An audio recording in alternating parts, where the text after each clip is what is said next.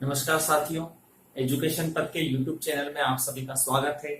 और जैसा कि आप सभी लोगों ने हमारे थंबनेल में देख ही लिया होगा कि जो हमारे आज का टॉपिक है वो है मध्य प्रदेश का इतिहास।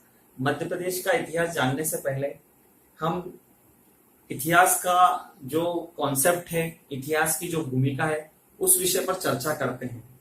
इतिहास से तात्पर्य यह है कि जो बीते हुए समय में, कालांतर में जितनी भी घटनाएं हुई हैं, उन घटनाओं का या तो कुछ लिखित साक्ष्य या फिर कुछ ऐसे साक्ष्य जैसे अभिलेख, चांदी वांदी के सिक्के, धातु या कुछ ऐसी पूरक सामग्री जो इस बात का द्योतक है कि इससे लिमिटेड पीरियड किसी ना किसी काल से संबंध रखता है, उसे हम इतिहास कह सकते हैं। या यूं कहें, अगर हम इतिहास को समझना चाहें, जो भी कालांतर में हमारे से पहले के जो मनुष्य रहे, उन्होंने जो भी क्रियाकलाप या विधियां अपनाई हैं, उसी का एक सार गर्भित संग्रह इतिहास कहलाया।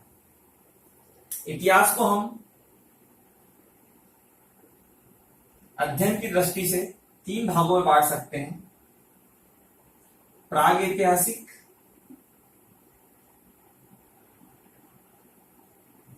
आद ऐतिहासिक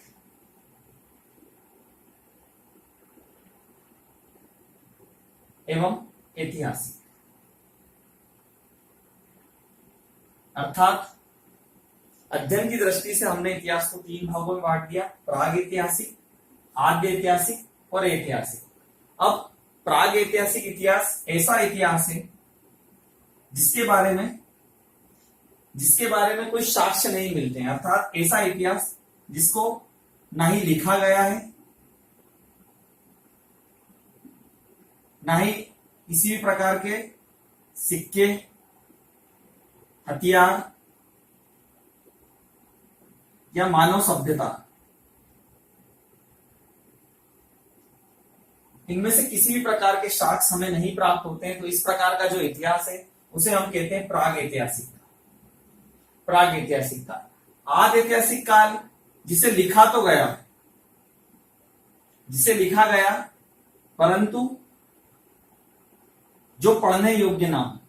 अर्थात आद ऐतिहासिक इतिहास इस प्रकार का इतिहास है जिसमें इतिहास लिखा तो गया परंतु हम उसे पढ़ नहीं सकते, उसे डिकोड नहीं कर सकते।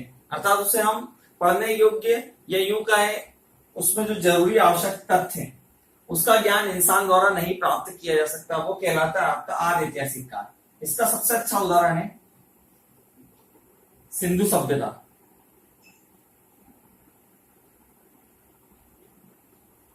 सिंधु सभ्यता। अब हम इतिहास के तीसरे चरण पे चलते, होता है ऐतिहासिक। ऐतिहासिक का तात्पर्य यहां पर यह है कि जो चीजें पढ़ी भी गई है, लिखी भी गई है और मनुष्य के द्वारा समझी भी गई है। अर्थात इस प्रकार की अवस्था जिसमें इतिहास को लिखा भी गया, हमारे जैसे मनुष्यों के द्वारा उसे पढ़ा गया और पढ़ के उसको समझ में आया कि कालांतर में ऐसी क्या गतिविधियां और कौन कौन से कार्य स्वरूप हमारे मनुष्य के रहे होंगे, जिससे हम ये अंदाजा लगा सकते हैं कि भूतकाल में मानव के द्वारा किस प्रकार की गतिविधियां करी गई अपने जीवन यापन को करने के लिए।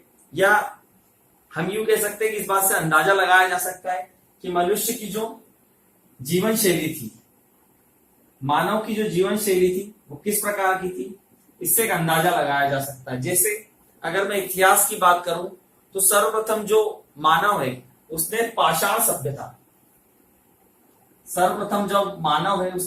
सभ्यता की खोज करी। अर्थात आप सभी लोग जानते हैं कि जो मानव का इवोल्यूशन हुआ है, मानव का जो विकास हुआ है, वो जैसे आपने देखा होगा कि उड़ने वाले पक्षी आए, पक्षी के बाद फिर सरीसृप रेंगने वाले आए, रेंगने के बाद कुछ पैदल चलने वाले आपके जो बंदर टाइप के आए, फिर बंदर से धीरे धीरे कालांतर में विकास होकर बंदर से आज हम स्वरूप देखते हैं। बंदर से आज हम कहां पर पहुंचे? मानव पे। तो ये बंदर से लेकर जो मानव तक का सफर है, इसके बीच में हमने कई प्रकार की सभ्यता देखी है। सभ्यता से तात्पर्य यहां पर उस कालांतर के समय में जिस भी प्रकार की धातु, जिस भी प्रकार के औजार, कृषि उपकरण, पशुपालन के लिए जितने उपकरण इस्तेमाल किए जाते हैं वो किस चीज के बने होते थे, उसकी बहुत ही महती भूमिका होती थी। तो उसी में एक महत्वपूर्ण सभ्यता हमें पढ़ना है, वो है आपकी पाषाण सभ्यता। पाषाण सभ्यता, आपको भी पता है कि जब मानव का विकास क्रम शुरू हुआ, मानव जब जंगलों में आवास करते थे, तो वो सबसे पहले जो कहना चाहिए धातु से जो परिचित हुए वो थी उनकी पाषाण। पाषाण अर्थात पत्थर। अब पत्थरों से ही उन्होंने क्या करा, पत्थरों के औजार बनाए, पत्थरों से ही उन्होंने क्या करा, युद्ध लड़े, आखेटक अर्थात क्या करे, अपने जानवरों को मारा, मारकर खाया। उस पत्थर से ही उन्होंने आग का भी आविष्कार किया। फिर आगे चल के उन पत्थरों की गुफाओं में उन्होंने निवास किया। कई प्रकार के उन पत्थर की गुफाओं में उन्होंने शैल चित्र बनाए, जिसका अच्छा उदाहरण आप भीमबेटका गुफाओं में देखते हैं। ऐसे कई उदाहरण आपके पास पाषाण सभ्यता के हैं, जिसके बारे में हम आगे चर्चा करते हैं। पाषाण संस्कृति के क्रम में हम देखते हैं कि हमने पाषाण संस्कृति को 4 प्रमुख भागों में बांटा है। पूर्व पाषाण काल, मध्य पाषाण काल, उत्तर पाषाण काल और नव पाषाण काल। अब इन 4 प्रकार के कालों को हमने कालांतर की दृष्टि से इसे बांट दिया है। जो पूरा पाषाण काल है उसका जो ड्यूरेशन है वो 20 लाख ईसा पूर्व से लेकर 9000 ईसा पूर्व तक है। और इसके जो स्थल क्षेत्र मिले हैं वो हमें मिले हैं महेश्वर मध्य प्रदेश में, मंदसौर, आदमगढ़, नाहरगढ़। और जो प्रमुख नदियां हैं, प्रमुख नदियां, अब मैं आपको एक छोटा सा तथ्य बताता हूं कि जितनी भी सभ्यताओं का विकास विश्व में हुआ है वो कहीं ना कहीं ऐसे जलाशय, नदियां या इस प्रकार के स्रोत के आसपास हुआ है जहां पर जीवन जीने की संभावना हो। अर्थात आपको भी पता है कि मनुष्य को जीवन जीने के लिए जल कितना ज्यादा महत्वपूर्ण है, कितना ज्यादा जरूरी है।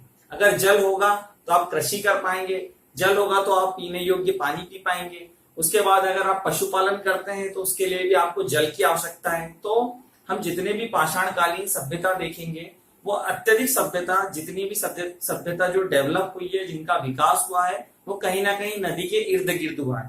तो पूरा पाषाण की जो प्रमुख नदियां हैं उसमें है नर्मदा, चंबल, बेतवा, केन। और जो स्थल है जैसे भेड़ाघाट, जबलपुर, यहाँ से आपको स्तनधारी जीवाश्म मिले हैं, स्तनधारी जीवाश्म के अवशेष मिले हैं। उसके बाद आपकी भीमबेटका जो कि शैल चित्र के लिए प्रसिद्ध है। आप सभी लोग जानते हैं कि भीमबेटका में पाषाणकालीन सभ्यता के शैल चित्र विद्यमान है, जिसमें आपने देखा कि मनुष्यों के द्वारा उस समय में इतनी अच्छी उत्कृष्ट कलाकृतियां बनाई गई थी जिनको पत्थरों के ऊपर उकेरा गया था। रीवा, नरसिंहपुर आपको पता है नर्मदा नदी के समीप बसा हुआ शहर है, जहां से मानव की खोपड़ी भी प्राप्त हुई है। ये पूरा पाषाण सभ्यता के अंग थे। उसके बाद हम चलते हैं मध्य पाषाण। मध्य पाषाण का जो ड्यूरेशन है वो 9000 से लेके 4000 ईसा पूर्व तक है। ठीक है, इसका जो प्रमुख स्थल क्षेत्र जहां से हमें अवशेष प्राप्त हुए वो है आपके सागर, मंदसौर, सीधी, निमाड़ और विदिशा। इनकी जो प्रमुख नदियां वो है आपकी नर्मदा, चंबल, बेतवा। और इसमें जो अत्यधिक साक्ष्य प्राप्त हुए वो हमें प्राप्त हुए भीमबेटका से ब्लेड प्राप्त हुई है, आदमगढ़ से पालतू जानवर के साक्ष्य मिले हैं। और औजार के रूप में जो धातु हैं, जो जिस धातुओं का इस्तेमाल किया है औजार बनाने में, वो मध्य पाषाण काल में थे जैस्पर और क्वार्ट्ज। ठीक है, अब हम चलते हैं हमारे अगले उत्तर पाषाण की तरफ।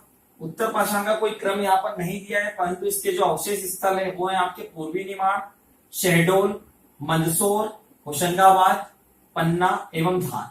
आप एक कॉमन चीज यहाँ पर देख रहे होंगे कि जितने भी पूरा पाषाण काल में सभ्यताओं का विकास हुआ है, मानव का विकास हुआ है, वो केवल और केवल नदियों के इर्द गिर्द ही हुआ है। वो सारी नदियों के इर्द गिर्द हुआ है।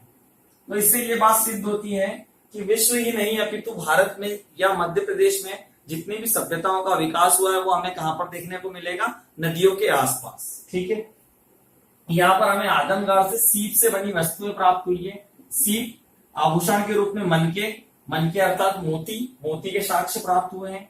मिट्टी के बर्तनों के उपयोग का भी हमें पता चलता है कि यहाँ पर उत्तर पाषाण कालीन का जो मनुष्य था उसने मिट्टी के बर्तनों का उपयोग करना प्रारंभ कर दिया था। मैं आपको थोड़ी सी एक स्टोरी के ऊपर ले चलता हूँ।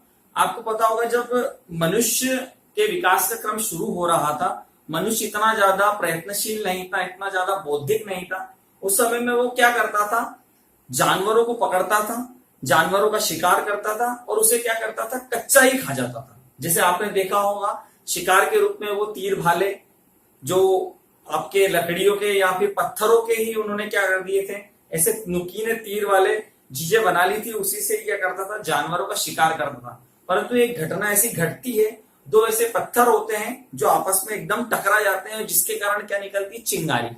चिंगारी निकलने के दौरान क्या होता है, उसमें आग लग जाती है और आग से क्या होता है, आसपास की घास फूस जल जाती है। घास फूस जलने के दौरान जो वहां रखा हुआ उनका जो मांस होता है वो पक जाता है। वो पके हुए मांस को खाने का जो उनका स्वाद होता है वो अब कच्चे मांस की अपेक्षा उन्हें बहुत अत्यधिक अच्छा लगता है, जिस कारण उनको ऐसा लगता है कि हमने क्या कर लिया, आग की खोज कर ली है। धीरे धीरे जो पूरा पाषाण काल में इन्होंने आग की खोज करी, फिर इनको लगने लगा कि यार हमने आग की खोज करी, फिर इनके पास पानी था, फिर धीरे धीरे इनका ट्रांसफॉर्मेशन खेती की तरफ जाएगा, फिर ये कृषि चालू कर देंगे। कृषि के साथ साथ ये पालतू जानवर पालेंगे, पालतू जानवरों के साथ साथ ये अपग्रेड हो जाएंगे, फिर ये नगरी सभ्यता या यूं कहें आपकी ग्रामीण सभ्यता या नगरी सभ्यता में कन्वर्ट हो जाएंगे। तो यही क्रम चल रहा है। यहाँ पर हमने देखा कि मिट्टी के बर्तनों का उपयोग करना प्रारंभ कर दिया। यहाँ पर उस समय के जो हथियार प्राप्त हुए वो हुए शल्क, फलक और बेधनी।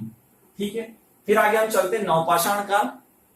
नवपाषाण का जो ड्यूरेशन है वो 6000 से लेकर 2000 ईसा पूर्व तक है। 6000 से लेकर 2000 ईसा पूर्व तक है। अगर आप पढ़ते हैं इतिहास में, प्राचीन इतिहास में, तो जो सिंधु सभ्यता है उसका क्रम भी 2300 ईसा पूर्व से लेकर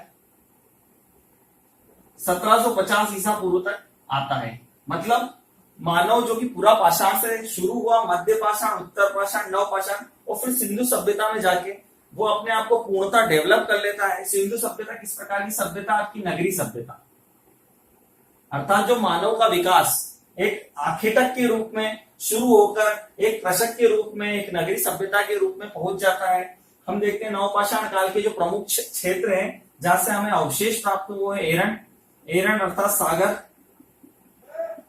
जबलपुर, दमोह, सागर, होशंगाबाद। इसमें मुख्यतः हमें कृषि, पशुपालन, मृदभांड, वस्त्र निर्माण, गृह निर्माण, और एक बार कई बार क्वेश्चन पूछा जाता है कि पहिए की खोज किस काल में हुई, तो आपका जवाब क्या होगा, नवपाषाण काल में। उसके बाद अस्त्र शस्त्र, उसके बाद आग की खोज। आग की खोज तो नहीं कह सकते, आग की खोज तो वैसे भी आपकी पूरा पाषाण काल में हुई है। तो इस प्रकार से आपका जो क्रम है वो पूरा पाषाण से शुरू होकर कहां पर खत्म होता है, आपके नवपाषाण काल पे। इसमें हमने इस लेक्चर में हमने पाषाण कालीन संस्कृति में मध्य प्रदेश से संबंधित स्थल, मध्य प्रदेश से संबंधित नदियां, मध्य प्रदेश से संबंधित जो भी अवशेष प्राप्त हुए हैं उनके बारे में यहाँ पर हमने चर्चा की है। आपको ये लेक्चर कैसा लगा इसके बारे में कमेंट बॉक्स में जरूर बताएं। हमारे वीडियो को लाइक, शेयर और सब्सक्राइब जरूर करें। धन्यवाद। जय हिंद।